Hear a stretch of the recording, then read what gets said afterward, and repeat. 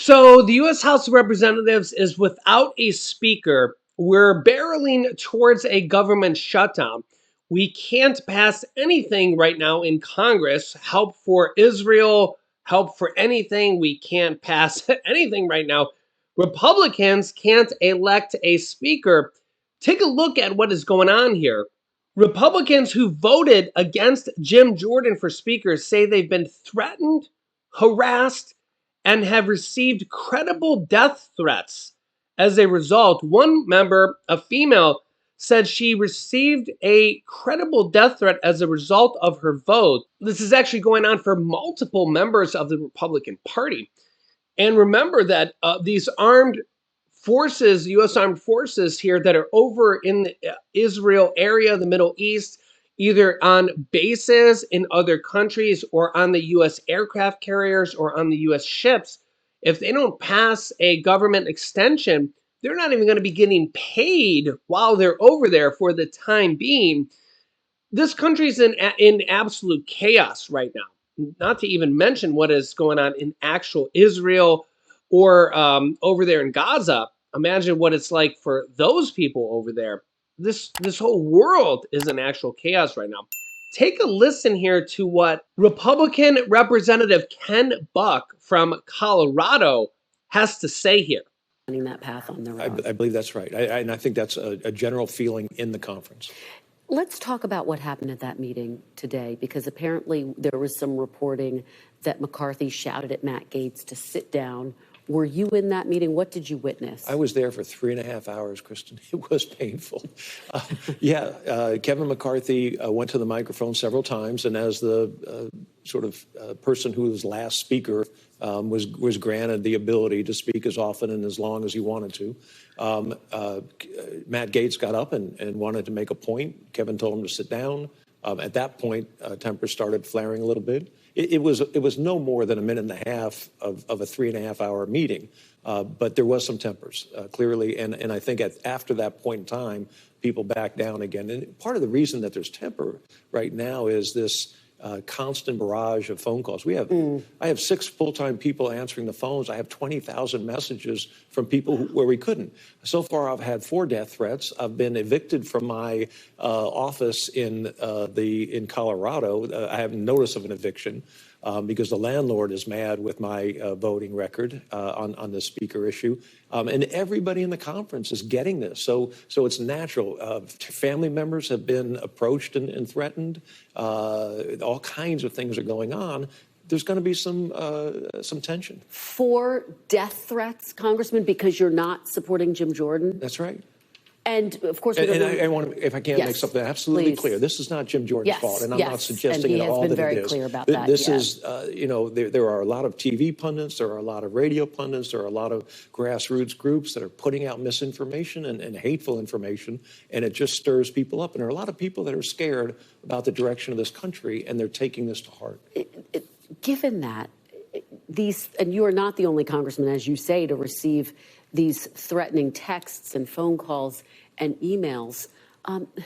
What does that say about the state right now of the House of Representatives? I mean, some people are looking at this from the outside and saying it feels broken right now, Congressman. Do you feel that way?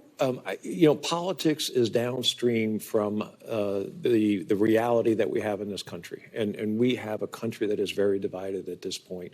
What we need to do in Congress is to make sure we don't throw some gasoline on that fire. We need to make sure that we are talking in ways that soothe the tensions and not inflame the tensions. Given where you are right now, given that it has been so many days without a Speaker of the House, do you regret voting to oust Speaker McCarthy? I don't. I regret the fact that we didn't solve this problem during the first 15 votes, that it took a lot of promises to a lot of different groups to get to the speaker vote in January. That's what I regret. I think if we had had more consensus at the beginning, we wouldn't have gotten into this point. I voted the way I did because I think that the spending in this country is an existential threat.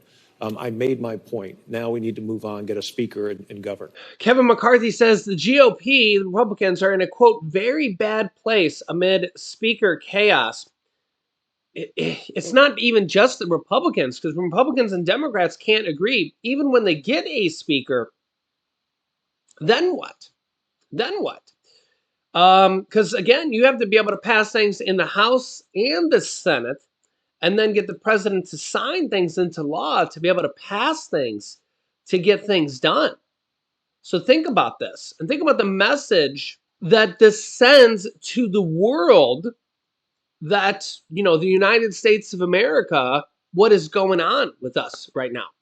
And if you look at the approval ratings of pretty much every past president, or current president, whether it's Biden, whether it's Trump, or any of the current presidents right now, they're all dismal, 50% or below. And the problem here is right now, the only president, in fact, you can look here. Here is the Gallup poll approval ratings of recent modern day presidents going back to Harry Truman. You can see average approval ratings. Okay. So you guys, again, these are based on average approval ratings all the way throughout their presidency. Okay. And you can see that the modern day presidents, most of them have not that great. Most of them are below 50%, especially recently. Okay. And we just look here. Donald Trump, 41%. Barack Obama, 47%. George W. Bush, 49%. Bill Clinton, actually 55%, which is including the impeachment with Monica Lewinsky, believe it or not. George H.W. Bush, that's the senior, he's the first one with 60%. Ronald Reagan, 52. Jimmy Carter, 45. Gerald Ford, 47. Richard Nixon, 49. You can just see here the divide in our country of 50% Republicans, 50% Democrats for the most part. You can see here. These are, the problem is 50% Republicans, 50% Democrats. I get that a lot of the country is in the middle, not really Republican, Democrat, but they have to really kind of vote one way or the other when it comes to presidential candidates, right? So that is the problem when it comes to voting one way or the other. You can kind of see here, really JFK with one of the highest ones here at 70%. And look what happened to him. Dwight Eisenhower before him at 65. And this only goes back, to before the, after the Great Depression. So, because FDR had about a 63% approval rating. As you can see here, approval average 63%. Of course, FDR, the only president to be elected 4 times. The extraordinary circumstances for that during World War II and the Great Depression, and the law passed after that to change that. And of course, if you know history, the extraordinary circumstances that happened during those times. The other thing here with the United States right now, we had former President Donald Trump impeached in the House twice. We have the Republicans who actually are doing an impeachment inquiry into current President Biden, even though they don't have a speaker right now. So they can't even elect a speaker.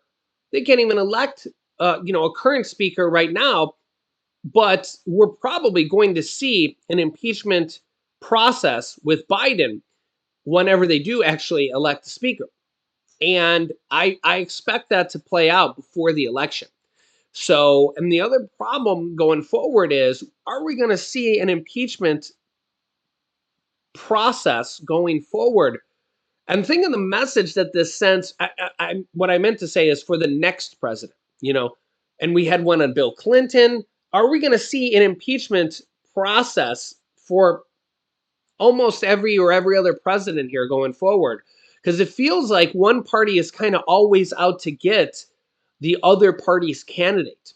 You know, they always find something on the other party. No matter what party you're from, it's like the other party's always out to get the other party, right? You can let me know your thoughts on this. So I'll keep you up to date. Let me know your thoughts here in the comments. If you haven't yet, subscribe down below, click the bell icon, and I will keep you up to date. Click here to see the attacks happening in the US and China preparing for nuclear war, and we can't even get our own house in order. Thanks for watching, guys, and I'll see you in the next video.